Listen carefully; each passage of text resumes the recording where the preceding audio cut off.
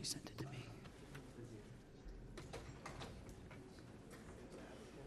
Okay, if I could have roll call, please. Michael Cuevas. Here. Rick Stopek. Here. Barbara Roth. Here. Dagmar Bras. Serge DeHady. Present. Sherry Scarborough. Here. Barissa Laudas. Penny Pompey. Glenn Groman. Ankur Patel. Here. Angela Van. Brian Stenberg. Here. David Searle. We have quorum. All right, thank you. If we could stand for Pledge of Allegiance. Sherry, would you mind leading us?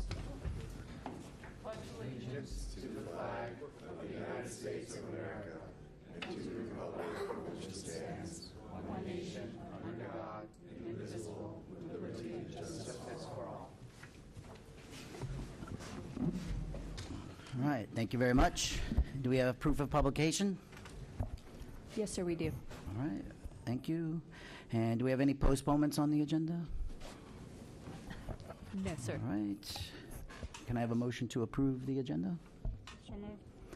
All right, thank you. I need a second. That was Sherry. Need a second? I guess Rick will second. Yeah, sure. Is that okay? Yep. All right. All in favor? Aye. Any opposed? All right, motion passes unanimously. All right, consideration of minutes. You're going to have a chance to read the minutes? No, that was the, of the agenda. Consideration of the minutes. So moved. Second. Thank you. All in favor? Aye. Aye. All right. Anyone opposed?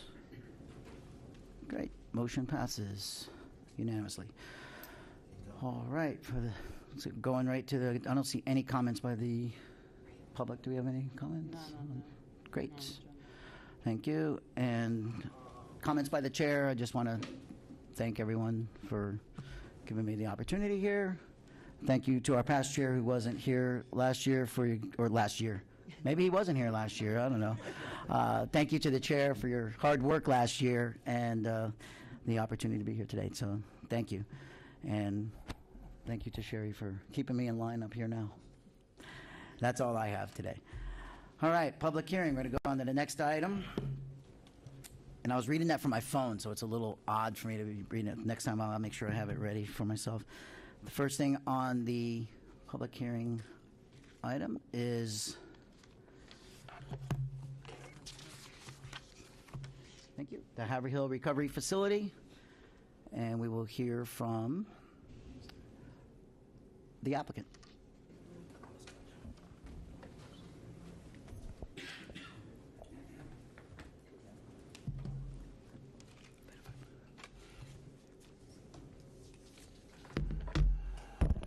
Good morning. Good morning. My name is Randall Granberry, RDG Development Group. I'm representing the applicant. We're having a little technical difficulties. I guess my email didn't go through. So basically, I'm just going to go over the land use change that we're proposing here today. And I'm going to introduce Harrison. He is the operator of the facility. Can you speak closer to the mic? Sure. I'm just introducing myself. I'm Harrison Katzen. I'm one of the operators and tenants. Can you hear me okay? Sure. A little closer. Okay. I guess I'm the potential tenant of the property, so I'm just here to participate in whatever way I can, provide some background. And my name is Michael Silverman. Our group is the contract purchaser and the developer of the site, working with the tenant and RDG Development on this project. Once again, thank you for having us. Basically, the amendment proposes to change the future land use of the designation of the 3.97 acres site located in the urban suburban tier on the west side of North Haverhill Road and the medium residential 5-unit zoning district to institutional and public facilities, and underlining 5 units per acre. Support, the site has not been subject to a previous land use amendment and is currently supports a vacant single-family home. The concurrent zoning application is proposed and developed a 100-bed skilled nursing residential treatment facility totaling 31,000 square feet. So basically, I'm going to let Harrison step up here and just explain what the facility is and what he will be operating on the site. Thanks, Randall. So I operate behavioral health facilities across the country. Currently operate 3 in South Florida, 1 in Dade County, 1 in Deerfield, and another one, there's actually 2 in Palm Beach County, 1 in Singer Island, which is Singer Island Health, and the other one in Pahokee, which is in West Palm Beach, or in Palm Beach County. Did you need me to reference them? No? Okay. Apologies. So we treat patients who suffer from behavioral health disorders. That could be schizophrenia, depression, anxiety, trauma, PTSD. We also treat veterans across the country, and we treat co-occurring disorders as well. A lot of times this requires an element of stabilization, which is a subacute level of care. So after a patient comes out of a hospital system, in Palm Beach County, we work specifically with Jupiter Medical, Good Samaritan Hospital, St. Mary's. They typically come to one of our facilities for a level of care and stabilization. They're with us from anywhere from 7 to 30 days at that inpatient location. And then we typically try and find some level of transitionary supportive housing where they can continue their care for co-occurring outpatient treatment at that point in time. Our patients on average stay with us for around 45 to 90 days. We have some of the best outcomes in the country. We treat around 10,000 patients per year. I have grown up in Palm Beach County. My father was a physician and ophthalmologist here. The county is near and dear to my heart, so I take it seriously when we operate and we treat the constituents of our county accordingly. And I would love the opportunity to make a positive impact on the community at this location. I'm happy to answer any questions about the services that we provide, the providers, the medical director, psychiatrists, nurses, technicians. We employ a lot of people in the county. I anticipate to hope to do so, but I'm happy to answer any questions. I'm trying to help out with any information I can at this time, so I came here to kind of speak to you guys for that reason.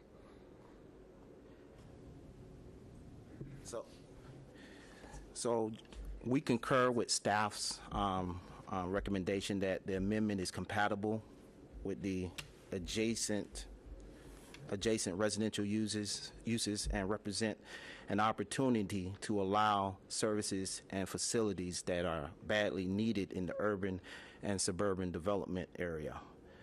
The concurrent site plan provides a design with a scale, mass, and intensity and character consistent with the existing development pattern around it. If you have any questions, we're here to answer any questions for you. All right. Thank you. Now we'll have, that's it? You're complete? That's it. All right. Now we'll have a presentation from staff, please. Yes. Our planner, Peter Germain, will be, he's the project manager. He'll be presenting. Great. Thank you. Good morning. Peter Germain with the Plan Division. The item before you is the privately initiated small-scale future land use Atlas Amendment Haver Hill Recovery Facility. All right. On 3.97 acres, the subject site is located on the west side of North Haverhill Road, approximately 1 mile north of Okeechobee Boulevard in the urban-suburban tier. The applicant is proposing a future land use amendment from medium residential with 5 units per acre to institutional and public facilities with underlying 5 units per acre. The concurrent zoning application intends to rezone the site to institutional and public facilities and to develop a 100-bed skilled nursing residential treatment facility total 31,000 square feet. All right, here's an aerial of the area. The red star indicates the site. You have the Turnpike to the west, Roebuck Road to the north, Okeechobee Boulevard to the south, and Military Trail to the east. Here's a closer look of the site and the surrounding area. The site consists of 2 lots under the same ownership. The easternmost lot currently has a single-family home, and the west side is vacant. Adjacent to the site to the north and west, you have other single-family homes on 2-acre lots. East of the site, we have Palm Lake condominiums, and immediately to the south and beyond is Century Village, which is a senior multifamily housing community, and to the southeast corner is Tennis Club of Palm Beach condominiums. Some background of the institutional and public facilities future land use. With the creation of the 1989 Comprehensive Plan, only existing institutional uses were assigned an institutional and public facilities future land use designation. Therefore, no criteria were established in the plan to determine the appropriate location for future institutional designations and are considered on a case-by-case basis. Staff has concluded that the amendment is compatible with the adjacent residential uses and represents an opportunity to allow services and facilities consistent with the needs of urban and suburban development. The proposed intensity and character is consistent with the existing development pattern. And staff has determined from the applicant's requests and research of the site's history, the development pattern of the area, the site design, and the use proposed, that the future land use amendment request for institutional and public facilities is consistent with relevant policies of the comp plan and meets all levels of service standards. Staff is recommending approval with conditions, and the motion is also approval with conditions. To ensure compatibility with the residential uses in the area, the conditions of approval are development of the site. One, development of the site is limited to a skilled nursing facility or residential treatment center use with a maximum of 31,000 square feet and comprising no more than 100 beds or residents. 2, the development order shall require a 6-foot wall on the north and west sides of the property, excluding emergency access, which shall provide screening with an opaque gate. That concludes my presentation. Thank you. All right. Thank you. I will have questions from the commission. I'll start right here.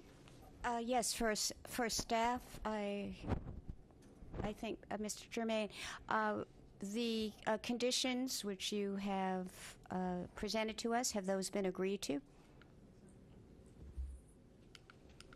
Yes, the conditions have been agreed to. Okay, thank you. I'm going to go down the line. Go ahead, Michael. Did I see something in the conditions? I guess it's right or not. About a landscape buffer, or is just the 6-foot wall? Because you're not going to be able to see beyond the wall. There's no need for any sort of landscape buffer on the adjacent west or north side. So I thought I read that. Buffers required. This is just related to having a wall. Okay. You know, as far as noise and mitigation. So it's not it's not a condition. I read it last night, but I didn't see it in the. Okay. No, I looked at the report last night. As far as the use, it seems pretty consistent with other properties nearby along Haverhill.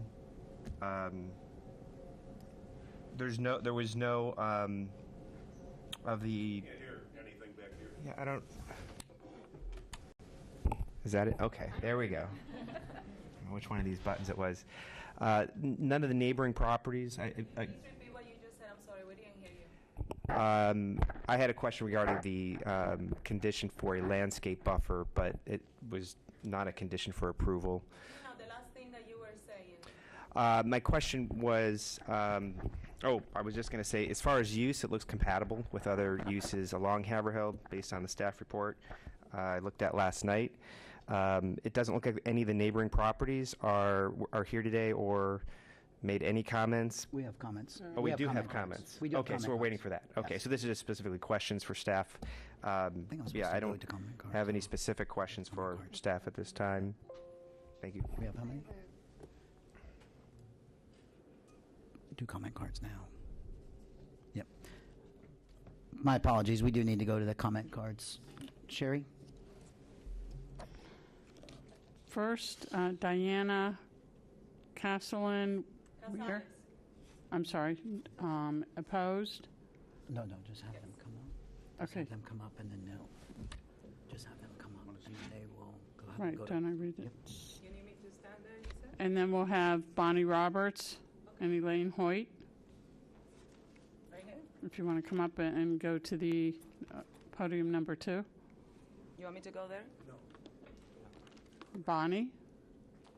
Okay. And then after that, we'll have Brian Macho and Michael Williams.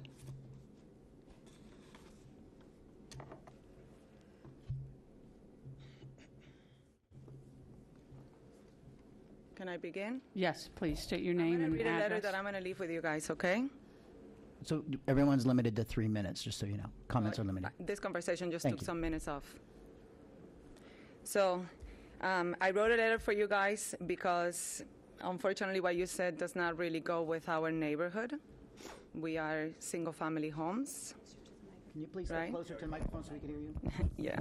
Okay. So what you said is that this actually has to do a lot with the pattern that it is on Haverhill.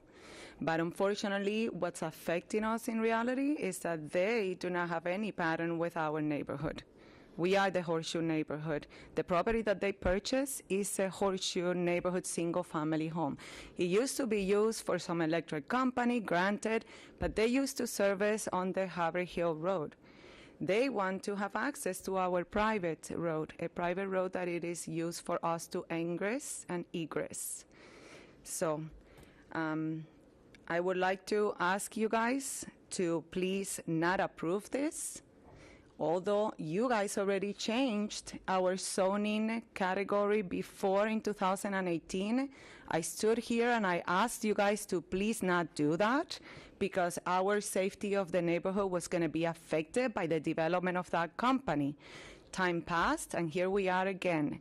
So I don't know what we have to do as a neighborhood to appeal to your better judgment, but this does not comply with our family. We are biological families, not community families. We live in single-family homes. We have been there for a very long time. We used to have a covenant that used to restrict things like this. And because we did not have an association, we lost the privilege of using a lot of the things that were in that covenant. You guys are approving things that are going to put us all at risk. And I do not think that us being citizens of the United States need to be oppressed in this matter. Palm Beach County has the right and the responsibility to keep us safe. You guys keep us safe. If they build this in our neighborhood, because it's not on Haverhill, guys, they want to have an emergency exit that goes into our road. If you let them build this in our neighborhood, you're putting us all at risk. Do you understand what I'm saying? I said this to you guys last time. I told you they are going to take our safety away. And only one of you guys in the commissioners asked them, how do you plan on keep them safe? And that's where the whole 6-foot wall came to play. That's not enough. They cannot be part of this community area. There's schools, there's families. So please don't approve it. It is that simple, you know. You do not have to approve this. That's it. I will leave my letter, which is going to give you more information. Can I submit it? What do I do with this? I'm sorry. Thank you.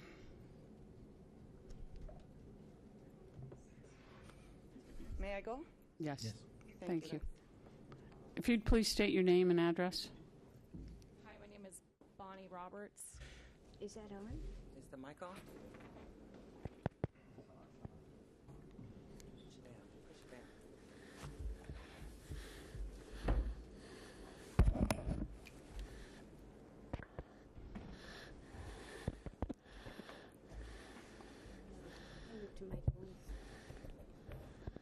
Do you just want to come over here to podium 1?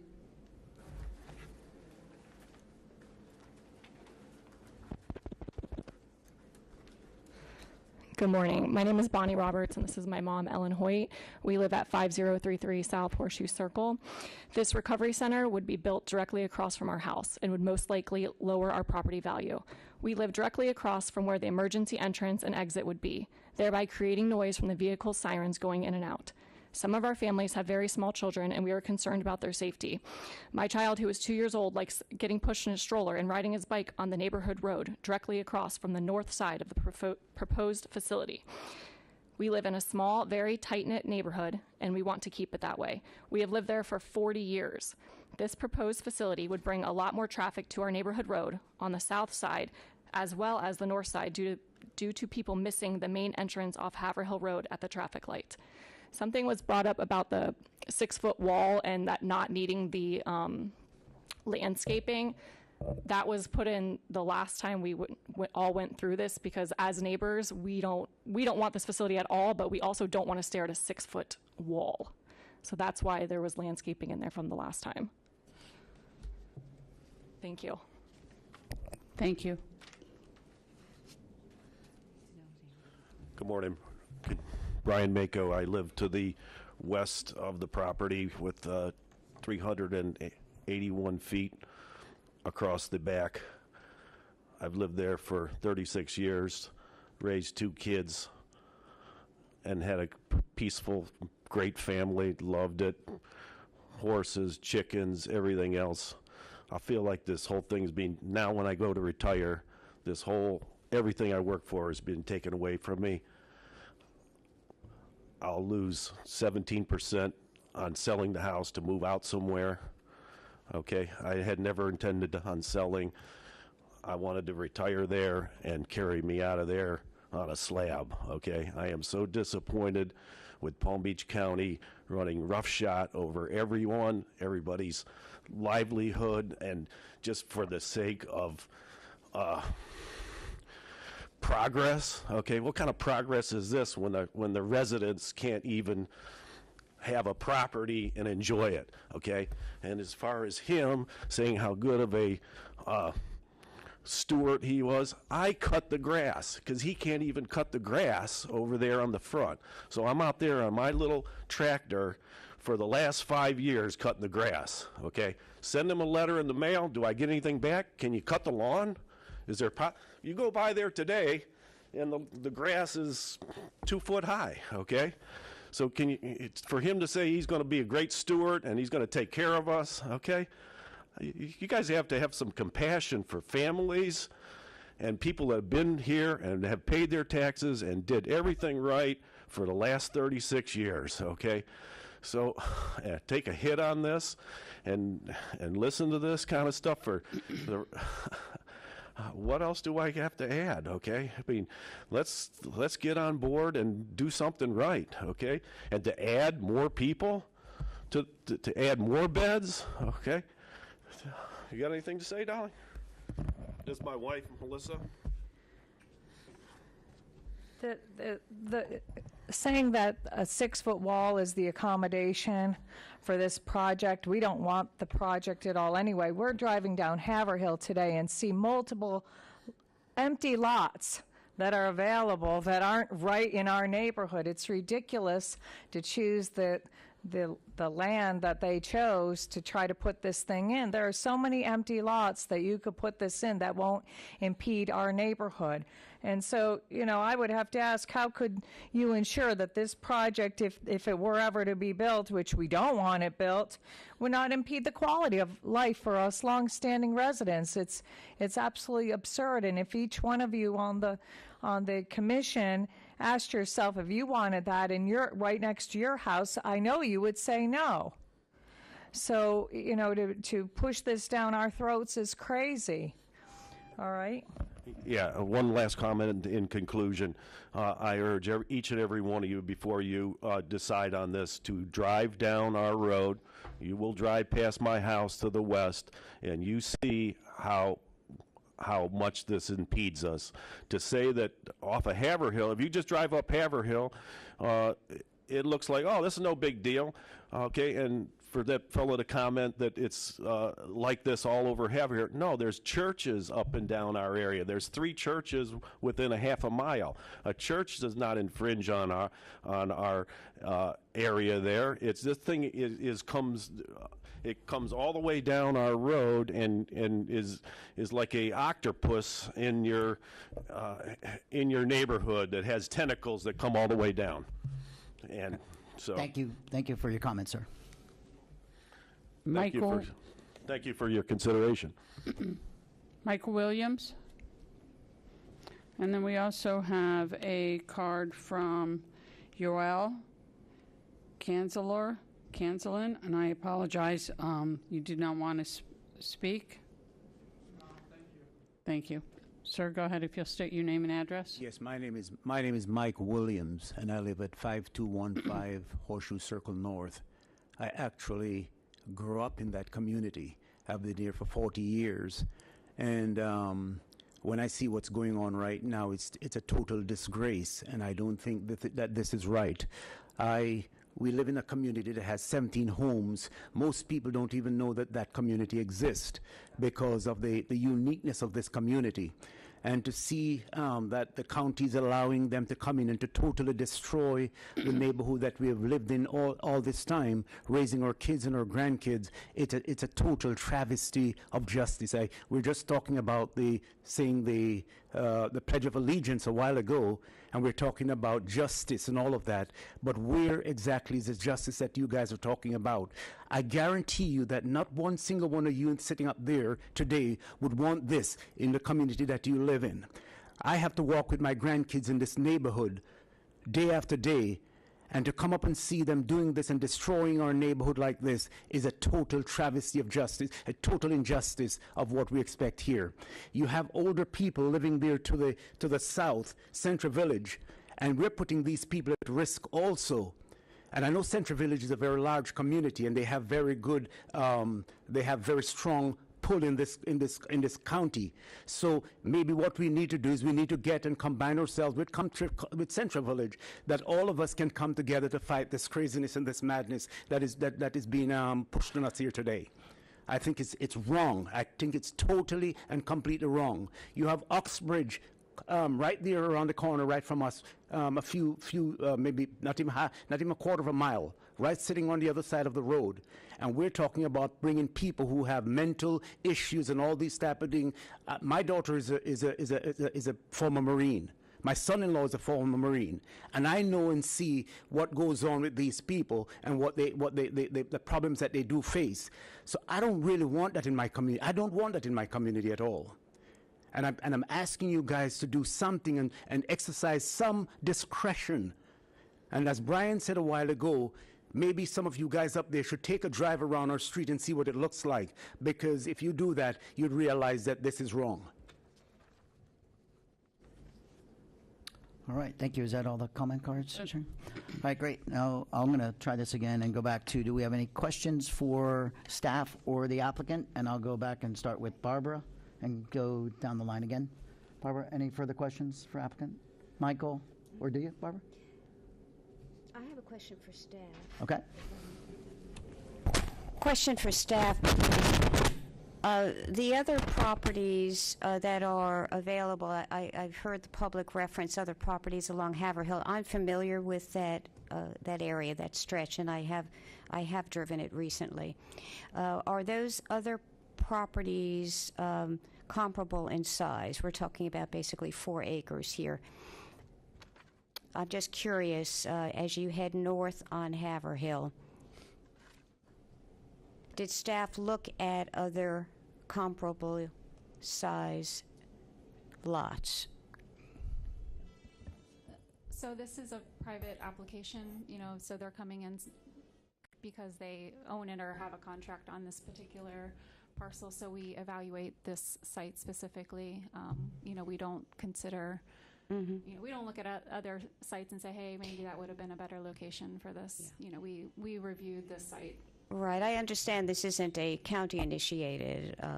I do get that, but I wondered whether anyone looked at that in terms of what's available along there that would not intrude on a residential community. You know, there are some larger lots when you go past the Horseshoe neighborhood, and there's an institutional future land use designation. Let's see if we have that map. Right up in But here. is it correct that there are some lots along Haverhill that are open? I think that's... We probably would not really know if they're available, or if it's, again, it's subject to the owner wanting, again, these are beyond our control in terms of that. We would not go and recommend, other sites, not having site control, no knowledge. I realize if someone has not put in an application of an initiative, yeah. Thank you. Michael? All right, so now I have a couple questions. Can we look at the site, and I'd like to see where this emergency entrance is located on the site? Yeah.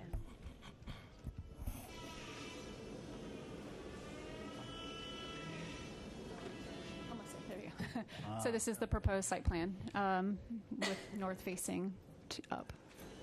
The proposed emergency fire access is right here. You all can see that on the north side.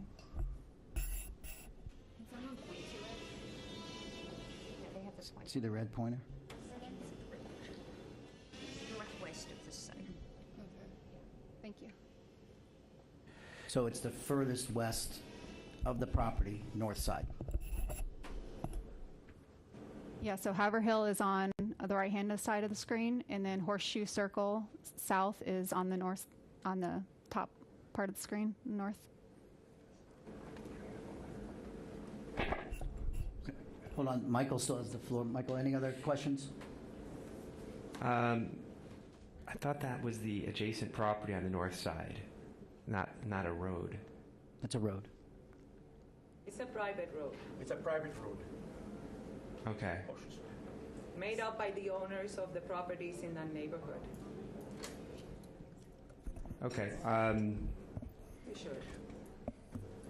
Another question I had was, what was this there was some sort of aggregate housing approved for this site previously. What was that, and also when was that approved, just to kind of get a little bit of reference at how long this potential site has been going through a rezoning process? Yeah, so in 2018 there was a zoning application. It went from AR to from AR agricultural residential to PUD, and then there was an approval for a 47-bed Type 3 congregate living facility, but that wasn't built. Okay. And then I guess for the applicant, typically, I guess I have a question as far as the drop-offs for patients. One of the residents said that they don't want to hear sirens in the community. Is that typical for patients to be dropped off in that fashion, or what kind of is the process for new patients coming in? Yes. It is very atypical for ambulance to come in and drop someone off. Typically, patients come in on their own volition, or they are transferred sometimes with a family member, or they travel if they need to. So I'm not going to say it doesn't happen. If there's a medical emergency, an EMT is going to come to treat a patient. If a patient has extremely high COWS or CWAS, or there's, as I said, a medical emergency, they will come. So it's atypical, but I'm not going to tell you it doesn't happen. And for a 100-bed facility, what would be the ratio for nurses or staff that would be typically showing up on a daily basis? So I operate a 72-bed facility in a residential area in Miami. There's 100 staff there. We have around 20 nurses that are employed at that location. There's 2 psychiatrists. There's a medical director. There's a DON. So it's a 1-to-1 ratio. There's also CMTs that are there. There's 24/7 security on site that are done by certified medical technicians. We have ample staff to make sure that every single patient has the ability to speak with an employee at any time of the day, night or day. I'm just trying to get an idea of how many. I know there was a traffic study in it, but as far as how many additional vehicles, how much parking there is. So on a daily basis, if there's 100 beds, there would be over 100 staff there? No. Oh, okay, I'm sorry. Because staff have 8-hour shifts. So similar to a hospital system, individuals would come in on 8 hours. So typically a shift starts at around 7 o'clock or 8 o'clock. They would be there till 4. Then you'd have a shift change at 4 o'clock. There aren't as many people on the 4 to 12 shift because there is programming that exists from 8 to 4 when they do see their therapist. They see a psychiatric nurse practitioner if they need to. So you have more staff during the day hours of 8 to 4. And then you have security staff, there's a cook on site. There's the ability, because you're living there, to have all those other services from 4 to 12. And then clearly there's overnight staff at the same time. With rounds, we do Q15s. So every 15 minutes, people are walking around. There's also security on cameras on site. The barrier wall was put up, I believe, into the plan at the request of the neighbors at the same time. We want to be able to ingratiate into our neighborhoods when we operate. If you look at our facility, Singer Island Health, that is completely ingratiated into a residential community. We have no problems there. I'll tell you that for a fact. Okay, that's all the questions I have. Thank you. Marissa? Yep. Any more for me, or can I sit down? No, we're good, thank you. Well, I have a question. Well, for unless the, Marissa does. You might have more questions from Okay. the commission. I have a question for the applicant. So, the terms, it says residential and rehabilitation, or rehabilitation. Does Yeah. that encompass substance abuse disorders? Yes, it does. It does include substance abuse. So when individuals do come in, a lot of times they can be drinking alcohol or they could be taking some sort of narcotic at the same time. So there is a stabilization that occurs with that. If you are familiar with behavioral health, the two kind of go hand in hand. A lot of patients self-diagnose or self-treat. So I'm not going to say to you that it doesn't occur with substance abuse. Thank you for being honest. What sort of security do you have to make sure that these patients are not, leaving the premises? Absolutely. As I kind of said with my first answer, we have 24/7 staffing on site. Okay. So there are certified medical technicians, behavioral health technicians that are there. Are the doors locked so that they cannot leave? It's not a psychiatric facility. This is a volunteer for people to come in and get better on their own volition. This is not a psychiatric ward. This is not schizophrenic where people need to be locked up or Baker acted at their own capacity. This is individuals who are volunteering to try and rehabilitate So themselves. they could some of them could potentially just check themselves out? If they want to leave, we provide transport to a safe location at that time. Safe location would either be a hospital system, could be a bus stop, could be back to an area of transportation that they want to go to. We provide that all the time. I do that of all of our other facilities. As I said, we ingratiate with the communities in which we operate. They're not just going to walk off campus. It's not going to happen. My final question. So I noticed that the main entrance is on a private road. Did you ever think about making it on a main road? Yeah, the main entrance is on Haverhill. Oh, it's on Haverhill. Yeah, Okay. it All right. was, I believe, through staff suggestion, and I'll defer to Randall, who's the land use planner, where, they wanted additional access through Horseshoe Road, which is why a lot of the constituents and residents, wanted an element of privacy. Did you do any kind of community outreach before? We did. Okay. I went and spoke with all of them. I told them to go look at our facility that's in Singer Island. We have, I believe it's a Calusia fence that's up around that whole neighborhood. We have nurses that are on site. If they walk around, they talk with the other citizens that are in that community. I encourage them to go talk with those other residents. We don't have any issues there. I don't have any issues at all in my facilities, to be honest with you. I sympathize and I understand with hearing about this and what this has an impact on. But I think as citizens of the U.S., it's my job to help rehabilitate. That's one of my services that I provide. I'm passionate about that. So you telling me I can't help people? Imagine how I feel at that point in time. So brothers and sisters and families and friends, you want to be able to get them better. We have top 5% outcomes in the country. I do not want to negatively impact the residential area in which we operate. We ingratiate, we make sure that we provide the security associated with what the constituents want. But we haven't run into these issues before. I don't anticipate running into them ever again. Thank you so much, and thank you for your efforts and the reasoning behind why you do what you do. I appreciate that. Thank you. Thank you. Is that it, Marissa? All right, Sherry? Is there a map that we could put up that we could see this this land in, where the homes are?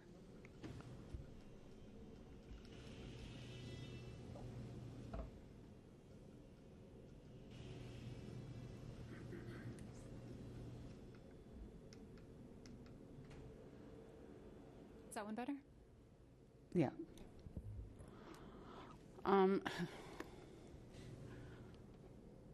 I've got to say that it's completely surrounded by residential, and I understand the community's concerns, and although I think it's admirable to help these types of facilities, and I know we desperately need more of them, but I've got to agree, I do not see that this is compatible in that area. I think there's other places that could facilitate a facility like this. I don't think it's there. My 2 cents. All right. Any questions for staff or applicant? You're next, sir. All right. All right, since we just got the site plan, I do have a number of questions about the site plan. I guess just staff, is this all single story? Yes, all single story. All single story. Okay. Typically, other projects that you've seen that are like that, do you see the intensity of land usage as high? I would think that a living facility would have a lot more green space and some park space for the people to like really move around and do stuff. I don't see a lot of green space on this. Is that typical of what you guys approve? Here, I can speak to that question. Yeah, we have. I think we have a zoning representative here. All right, I'll take this one on. There's competing objectives involved. You either push the mass down, which means it takes up more space, or you build a taller building and you get more green space. I think the idea behind this, and I'm trying to understand what zoning is doing and what we were looking at, is that the idea was if it has lower, single story, it may take up more space, but it is less intrusive. The building, yes, may be closer. That's also why there's a condition for a wall. There will also be zoning requirements for a buffer to further obscure it. And that's also why the emergency access is there, and it's required to be gated with an opaque gate. So it will only be used if the fire department ever has to respond and pull out that way. That's why it's there, so they don't have to reverse the trucks. That's why that's there. So this is an attempt to reduce, to the extent possible, to make it as least intrusive. It's a value judgment as to whether you go vertical and pull it further away, or you make it lower and potentially less visible, but maybe slightly closer. And you then address that through the compatibility of buffering. And how do you make that more compatible? And generally speaking, this has a pretty low floor area ratio, some less than 0.2. So I think that kind of just adds. Is that by changing the designation? Is that by right? Is that what would be allowed? So an institutional flue in the urban suburban tier, you can do up to 0.45.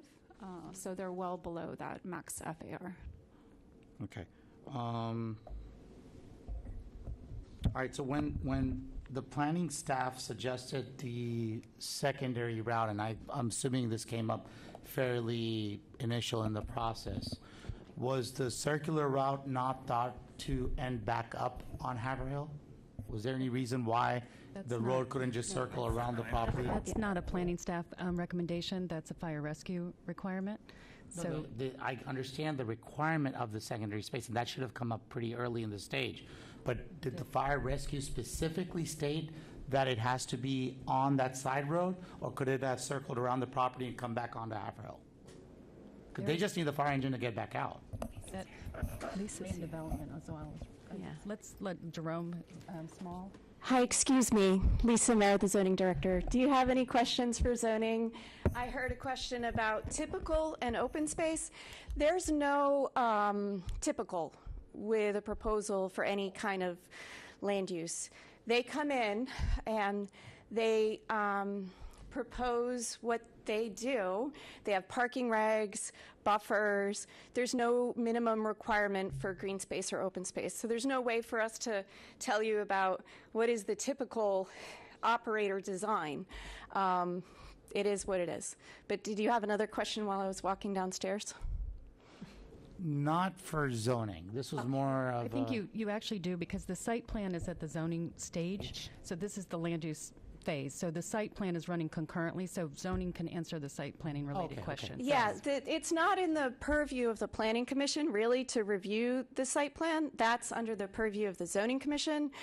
Palm Beach County has a zoning commission and a planning commission, but there is a relationship, as you know, every month as you meet on these projects, with the design and the request. We understand that. The reason these questions are coming up is because of the concerns of the secondary access point. So my question is, for the secondary access point, was it a requirement by fire that it needs to be on the side road, or could it have come back onto Haverhill? Yeah, okay, the requirement is because of that building on the northern property line. The driveway with fire rescue, if it would, that building or that driveway was greater than 150 feet, they needed a way out. With fire rescue, if it's less than 150 feet, I guess they can drive down and then back out. But that was specifically required, but it's a consequence of the length of the building and the design of that drive access way.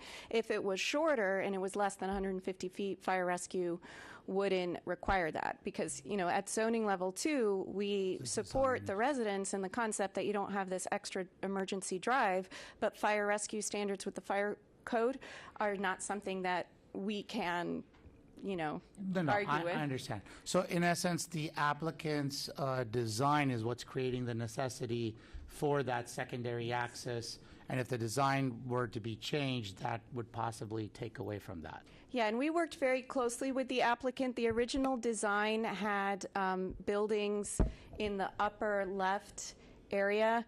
As zoning director, I'm very cognizant of the setback for structures to the street. So we had them actually remove the building that they had, which is now, I don't have my glasses on, so I think it's open space or water up there. They had a building like right there at the corner. But, you know, this is a delicate balance with compatibility. When zoning is looking at compatibility, we are looking in the context of moving the buildings around to try to get the best possible project. The decision that you guys are charged with is this land use designation for institutional, of course, appropriate at this location. So, you know, that's the difference of the relationship with the site plan and your role. Okay.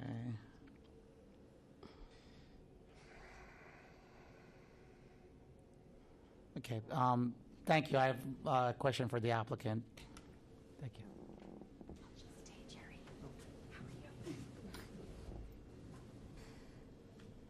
Just on the record, I'm not the applicant. I'm the tenant and operator, but I'm answering questions because I think that's pertinent right now for what you guys are asking about. No, fair enough. Okay. You mentioned that you did have some talks with the residents. Do you know the number of times and at what stage of this process did you have these talks? Yeah, to my recollection, it was around 3 or 4 months ago when we put together a site plan, and we brought site plans over to the existing property, spoke with them. There was a community meeting that was announced in advance. We listened to a lot of their concerns. I believe that the site plan includes a lot of their concerns at the same time, which was the 6-foot border wall, the landscape wall. You know, we offered to provide landscaping on their properties as well, if that was something that they wanted, to provide privacy. We didn't say that we wanted to have access on the emergency horseshoe road. In fact, we would prefer not to have it if possible. But I think, as your colleague mentioned, from a zoning perspective, there are certain requirements that the site does require from planning and zoning. So if we could keep it so there wasn't impeding, you know, their residential neighborhood, that would be preferred. I don't know if that's an option that's outside of my purview, but we did have a conversation, and I spoke with them about what our other sites are like and the fact that they are in a residential community, and what that looks like. One of them is on Blue Heron Boulevard, just on the other side in Singer Island. Okay. On Singer Thank Island. you, Yeah. applicant. Yeah. And one more last question for staff. When you're proposing a wall that's facing a residential community, is there any reason that landscaping buffering is not being proposed? I don't see any at all on this site plan. So, I mean, shouldn't there be like a tree line or a hedge line, possibly a sidewalk, whatever that is, to create a buffer? between a neighborhood, residential neighborhood, and a institutional and/or commercial? Those items are really zoning purview. There are certain code requirements that requires landscaping on both sides and things like that. So we tend to Condition of the wall. just the wall, because we know that that is going to be something that would be needed. Rather than, the zoning code does allow different options, fences, things that are opaque, but we really, in this particular case, feel that for compatibility issue, a wall is necessary. So if you approve the land use, you're approving also it with the condition of the wall, no matter what goes there from a site plan perspective, if that helps. So it's more restrictive than. All right, I think I'm done with my questions for now. Great. Thank you. Rick? Thank you, Chair. I know this area really well. I owned a condo at Pine Ridge at Haverhill 40 years ago. I can't even believe I'm saying 40 years ago, but in 1984, that was the first property I purchased in Palm Beach County when this area was all pretty much farmland. There was very little construction. But since that time, you know, the Pine Ridge units, which are just a little bit north and east of there, are 2-story. Tennis Club is 4-story, maybe 5, if I recall correctly. Century Village, which predates all of this, is at least 3 stories in the area. You know, usually when we see these projects come before us, we have a little more detail from the applicant. This site plan is a little difficult to evaluate, but from what I can see, it looks like on the northwest portion here, is that a retention pond? That is. Okay. Yeah. Right. Not sure the wisdom of that, but that's a different discussion. My real concern with this is that I am very cognizant of the concerns of the residents, and because you're taking 31,000 square feet and sprawling it in an effort to keep it 1 story, I think, and I can't tell you what to do, it's your project, but from my point of view, I think if to even remotely consider this, if you went to a 2-story entity, pushed the action to Haverhill so that on the north and west areas, anything that was facing the residential areas, you had little to no activity, your parking, anything that could be concealed behind walls, et cetera, and all of your ingress and egress is on Haverhill, so it doesn't impact the other communities. You know, unless and until I saw anything that remotely approached that level of it, I wouldn't even be in a position to consider this. As it sits at the present, I would not be in favor of it. I think it does encroach and it does disrupt the residents in the area. I think there is line of sight precedent, if you will, to go a little higher as long as it's done in a proper fashion. And you would also then, by opening up more traffic space, meet the fire rescue requirements, and maybe you wouldn't have to have any other ingress and egress except onto Haverhill. I have to defer to fire rescue and zoning on that. It's out of my purview. But for those reasons and the questions that my colleagues have already put forth, I would not be in favor of it as it sits at the present time. Thanks. Serge? I have a question for the applicant. When you say that the patients or residents, when they're done, they transition out, what does that process consist of?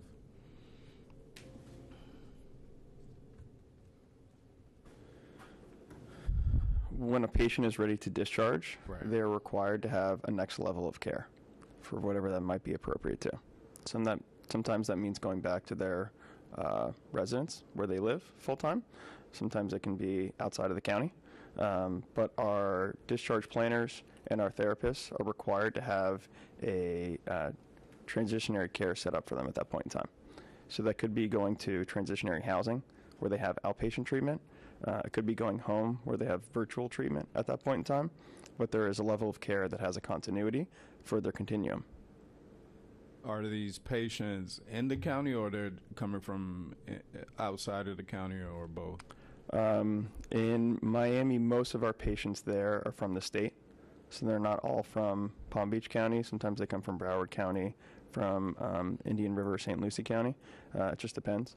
Okay. You know, we try and treat a lot of the constituents in the areas that we treat, but that doesn't mean that everyone wants to go to a location for your healthcare services directly adjacent to where you live. Okay. Thank you. Yep. And I just have a comment. my father, my dad owns a property in Gramercy Park since 1996, and for me growing up in the community and seeing the changes that's happening, and even talking to the people in the community about this project when I found out about it, and me personally, I'm in agreement with them. It doesn't match what the community is or what it should be going forward. So with that, I'm not in favor of this plan. Thank you, sir. Thank you. Brent? I want to ask a little more along the lines of what Commissioner DeHady asked, and that is your market, and this is a question for the applicant tenant. Can you repeat again where you expect most of your clients to come from? I can tell you that in our facility in Miami, most of our clients are from the state of Florida, for the most part. I can't guarantee that all clients come from the state of Florida. Sometimes they come from adjacent locations, but down in Miami, that's typically the way that facility operates. Thank you. Yeah, when I hear the local residents' concerns about compatibility, and land use compatibility, sure, but neighborhood compatibility, I do have an issue with folks coming into an area that where the neighbors are concerned about whether their safety is at risk for any number of reasons, and so I'm not really in support of this change, particularly having heard from the neighbors and understanding what their concerns are. And as I said, from a land use compatibility thing, it's one thing, but when you really drill down, I think there's more to it than that. So, but thank you for presenting. I appreciate that. Yep. All right. So I have a quick question for the tenant applicant. You had mentioned earlier about stabilization if they come in with substance abuse or substance with alcohol or drugs. Are you going to have an on-site detox? There is a medical stabilization element to that level of care. Yeah, that's a 3.7 ASAM level of care that occurs. Okay. I think the rest of my questions were answered that I had on here for that, so I don't have any further questions. Any other comment? Thank you. Yep. Any other comments from the commission? I know we kind of rolled that all into one, but any other comments from the commission? Yes. I do. I want to thank staff for indulging Planning Commission and the zoning director for coming down. I've been on this commission for 6.5 years, and I know I've had my wrist slapped a number of times because I've stepped into zoning issues. I really do understand the distinction, but this is the absolute perfect example of a situation where we need to have some of these zoning issues addressed at the time of an up or down on a planning decision. So I thank you for your time and your indulgence, staff. I could not make this decision fairly without some of the input on zoning issues. So I do thank you, and going forward, there are going to be times like this where you just can't make a land use decision in a vacuum. I've said that a long time, and, I thank you. Any other comments? Yep. Okay. I also want to thank the zoning director for answering my questions. I know I was overstepping a little bit, but we needed some background to be able to correctly assess this, and I like Commissioner Roth said, it does help us a lot because we can't just look at the text and the compatibility issues without taking the specifics of what you guys are doing to realize if this is actually going to be, if our decision will help or hinder you guys, whatever that ends up being. So I do want to thank staff for what they've done and for answering the questions in detail on that. My comments kind of still fall on, I'd ask those specific questions because, again, when we're talking about compatibility issues, I mean, to me, this is almost an urban sprawl. It's a very busy property. There's a lot of stuff going on it. When you're looking at a residential neighborhood in the area, I think that, you know, if the scale was slightly smaller, maybe the answers would look different. I'm not even sure if the answer was 2 stories like my fellow commissioner stated. I just think that the project probably, if it was slightly smaller, slightly more towards the front half of the property, maybe there could have been some possibilities of us thinking about compatibility. But right now, the way it stands, I don't feel that this is compatible for that area. I commend the applicant for trying to do what he's doing. But I do recommend that if he's going to plan to adjust or do something in the future with this lot, to be much more active with the community and see what they want, because the community voice does matter, and I think we up here do listen to that. So that's my comments. Sorry. All right, any further comments from the commission? Let me say something. My only comment is that, you know, I knew the Higgins, right? Higgins Electric, and done business with them. And when because there used to be a business there, just so everyone's clear, there was a business right there. And I remember pulling in there and thinking to myself, how in the heck are they running a business out of here? And it was very chaotic. But what they did that's a little different than here, one, it was very secluded. And it was always busy in the morning, like maddening, from like 7 a.m. And then there was nothing there all day. And then it was a little maddening in the afternoon, 4 or 5 o'clock, yeah.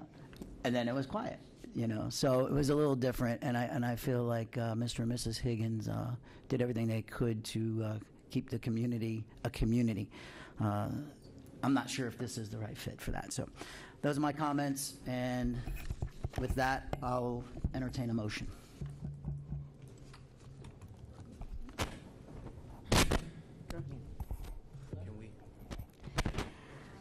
Can we, they're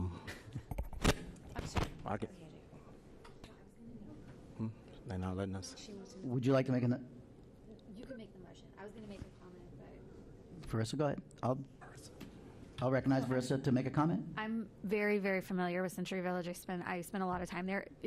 You should really meet with that community to find a use that they're going to be in favor of. I don't know a medical treatment facility with like a substance abuse component is going to be something they're ever going to be in favor of. So you should really meet with them to see if there's something that maybe everyone can work out and there's a good use, or, you know, constructing your business in a way that all of the surrounding communities see a community benefit and value. Okay, with that, I'll close the comments and entertain a motion. Move to deny the application. Second. Okay, so just to clarify, Could we get a clarification on who the second was, please? There was a lot of voices. I'll take the second. Okay, thank you. all right. So I want to make sure I'm clarifying this. So there's a motion to deny, and I want to read it. Assessments and recommendation. Is this correct? The amendment proposes to change the future land use designation on 3.97 acre site located on the urban suburban tier on the west side of North Haverhill Road from median residential 5 units per acre to institutional public facilities and underlying 5 units per acre. The site has not been subject of a previous land use amendment and currently supports a vacant single-family home. The current zoning application is proposing to develop a 100-bed skilled nursing residential facility. Is that correct? I think the motion is just simply to deny the Haverhill Recovery Facility land use application. Perfect. I just wanted to clarify what we were denying. Thank you. Who's the second? I can have Sherry for the second. first. Who's the second? Serge? Serge, thank you. Okay, we'll do a roll call vote.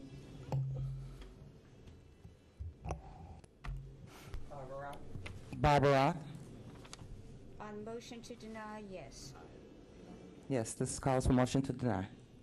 Michael Cuevas? Motion to deny, yes. Serge D. Haiti? Yes. Ankur Patel, Yes.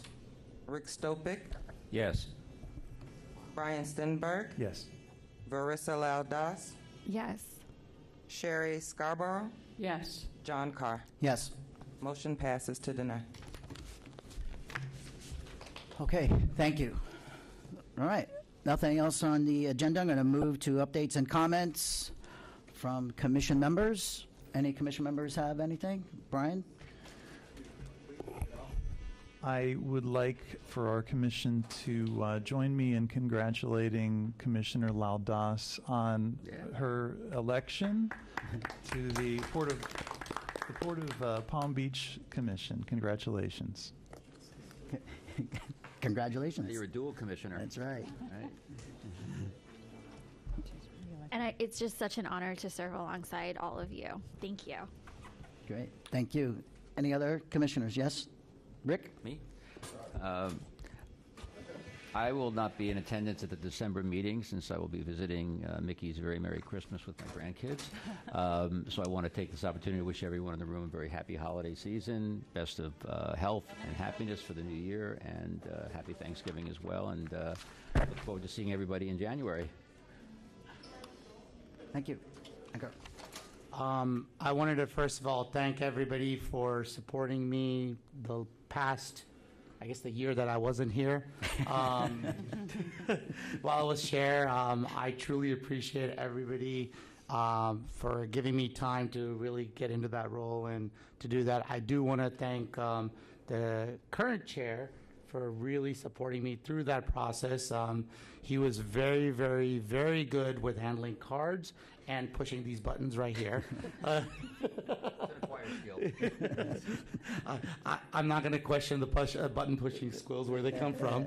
But I do really appreciate all the help that he had given. And I do want to thank Rick also for the mentorship to get me to there. So thank you. Everybody's been great for the year I was, and I'm happy to be on the other side of the table, so now I can give them a hard time. Thank you. I've been told all my life I push everybody's buttons, so I get it, you know.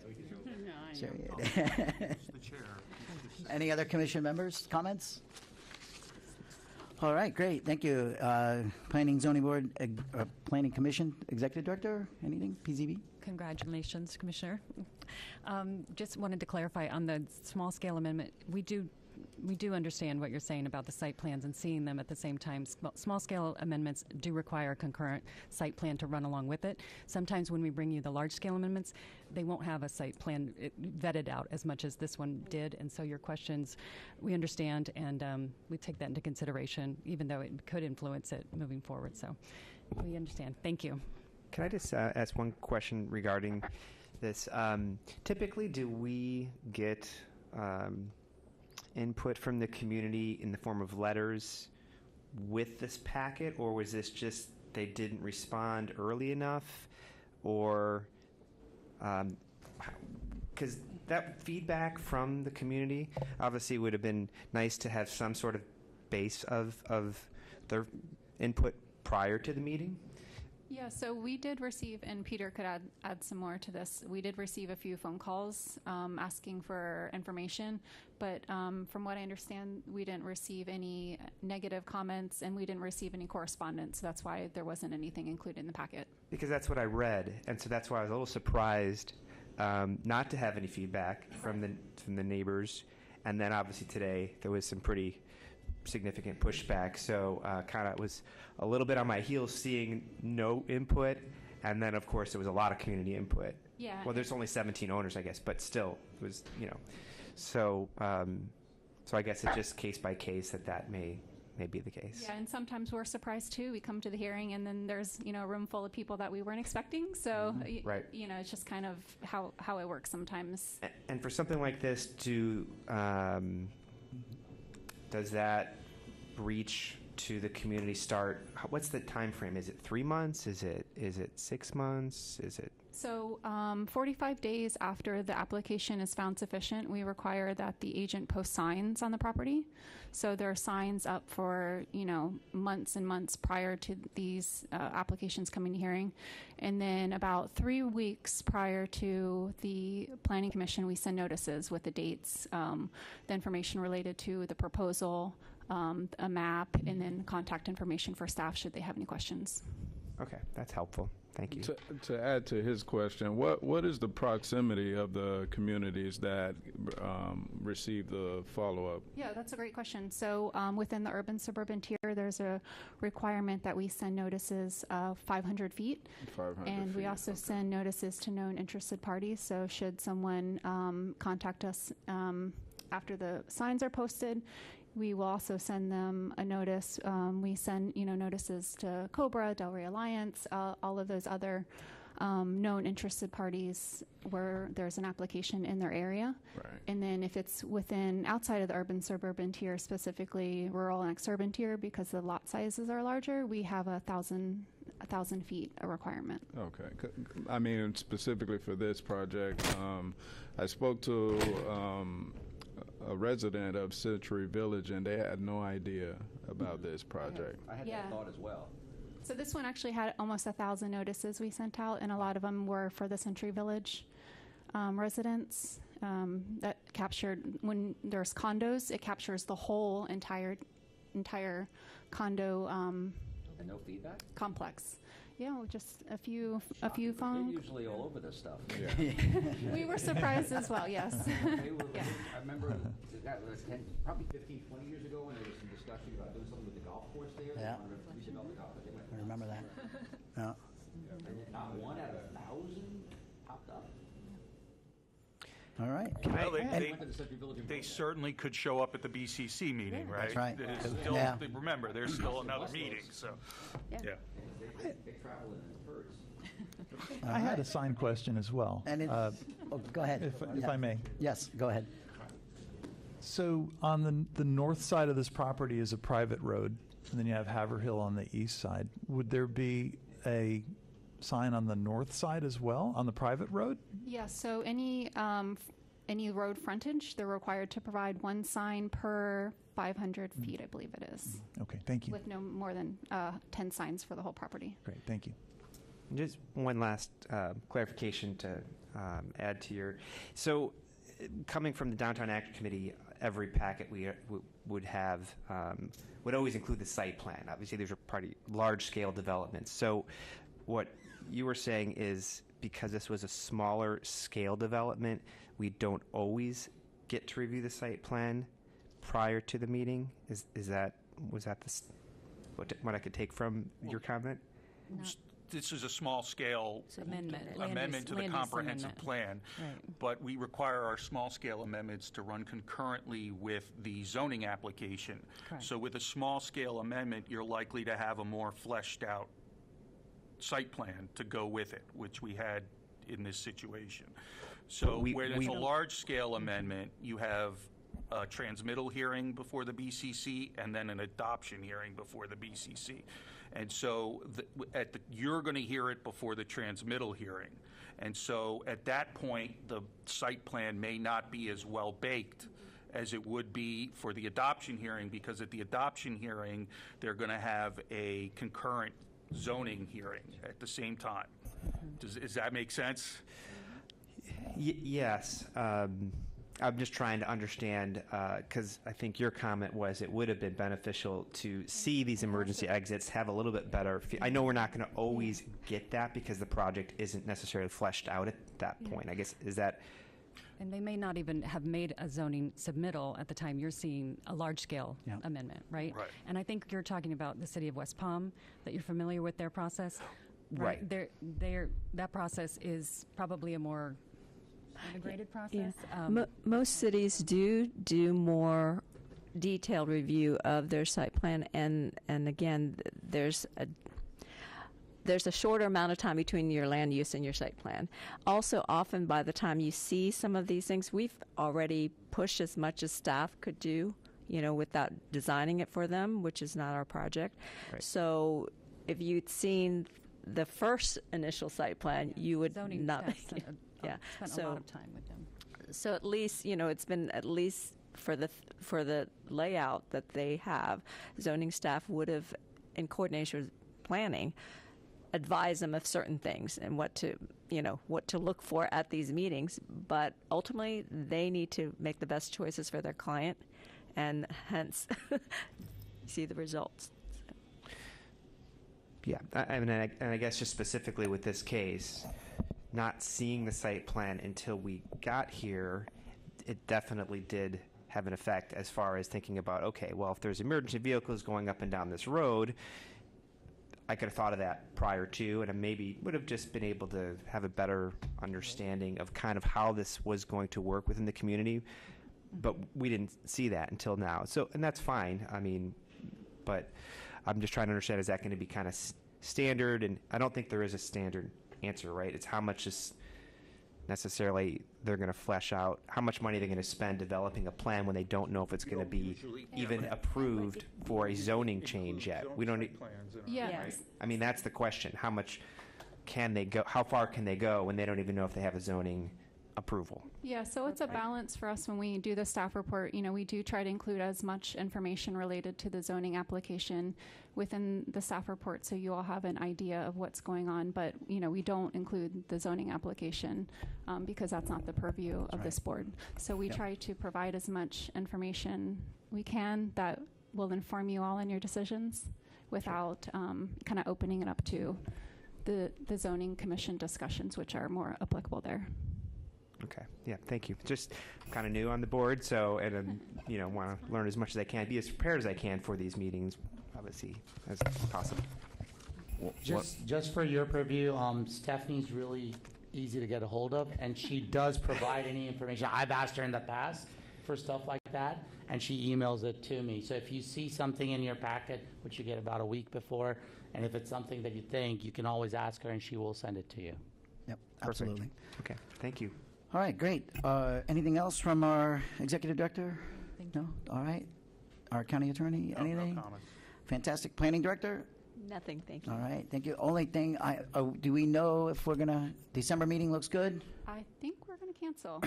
It depends on if we have a small 'cause scale of Rick? certified. It's because of Rick? If so, Rick can go to Disney. We're going to Disneyland. Disney. So, hey, just a quick reminder, there's November 22nd, there's a workshop. So if you haven't received the email, it'll be a great workshop up in Jupiter. I know I'll be there this year. Last year I got sick the day before, so I wasn't able to make it. I think Serge is going to be there with me. So for all our planning commission members. It's for I'll let probably staff can explain it better than me. I was just voluntold that I should be there. But it's about how to be effective on the planning, more effective on the planning commission. Yeah, Right. it's planning officials training. That's a good word. I like I did that. it last year, and it was very helpful. So I recommend It's it. not specific to Palm Beach County. Yeah, it's not specific to Palm Beach County. It's about how to be more effective on boards and commissions and things like this. So I was highly encouraged to attend. So I was like, geez, am I doing that bad? If there's nothing else, I'll entertain a motion to adjourn. All right. All right, that's it.